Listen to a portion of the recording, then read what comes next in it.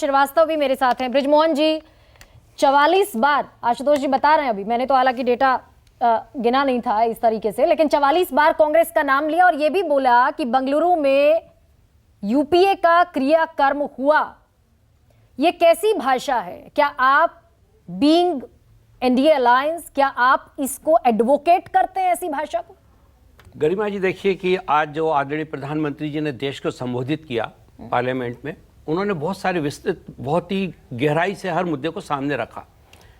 जब 75 साल तक देश में कांग्रेस का शासन रहा है, तो यदि 44 बार आदरणीय प्रधानमंत्री जी ने उस कार्यकाल का अगर वर्णन किया है, मैं सोचता हूं कि ये कोई अतिशयोक्ति नहीं है और इस पे इतनी ज़्यादा चिंता करने की भी ज़रूरत नहीं है, क्योंकि कहा जाएगा जो पार्टी जब शासन में थी तो उसके बारे में ही बात की जाएगी। लेकिन 9 साल का कार्यकाल एनडीए का रह चुका है बृजमोहन जी, ऐसे में अब क्योंकि हम विश्वास प्रस्ताव को इस तौर पर देखते हैं कि सरकार अपने तमाम जो काम हैं, जो योजनाएं हैं, उनका बखान करेगी, तो इसका मतलब कंटेंट शॉर्ट था।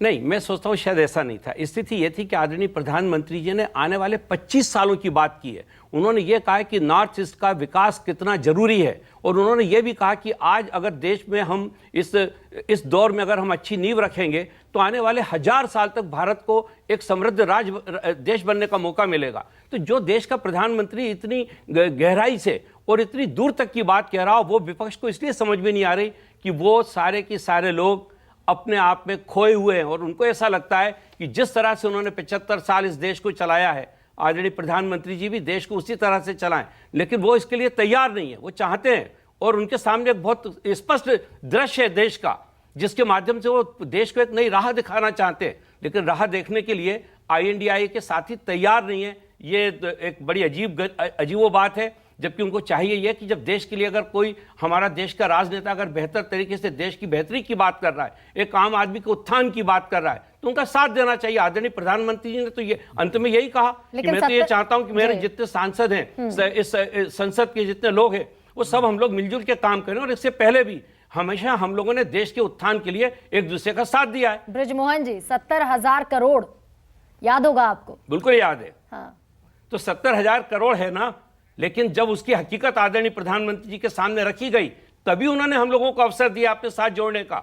ये देश के प्रधानमंत्री जी को कोई भ्रमित कर दे, खुशी नजर आ रही है। इसकी संभावना बिल्कुल भी नहीं है। और मैं फिर से एक बार कहता हूं, 70 करोड़ की जो बात करने वाले लोग हैं, आज जो बात कह रहे हैं, वो कोई तथ्य तो रखे सामने। खाली बात से सारी बातें नहीं हो जाती। आदरणीय प्रधानमंत्री जी ने भी जब उस दिन कहा भोपाल में, एक मिनट में यही कहना चाहता हूं गरिमा जी, एक मिनट में कह रहा हूं, जब आदरणीय प्रधानमंत्री जी ने भी इस बात को कहा, उनके सामने तथ्य रखे गए, उन्होंने स्वीकार किया कि इसकी कोई जरूरत नहीं थी, मेरे को जानकारी गलत थी। अगर तभी उन्होंने स्वीकार किया है, उन्होंने हमारा साथ उसी कंडीशन में लेना स्वीकार किया है जब उनके सामने हमने सारे तथ्य स्पष्ट रूप से रखे थे। ठीक है, यानी कि ये मान लिया जाए ना कि प्रधानमंत्री भी गलत फैक्ट रख सकते हैं, उनको गलत जानकारी दी जा सकती है। ठीक है।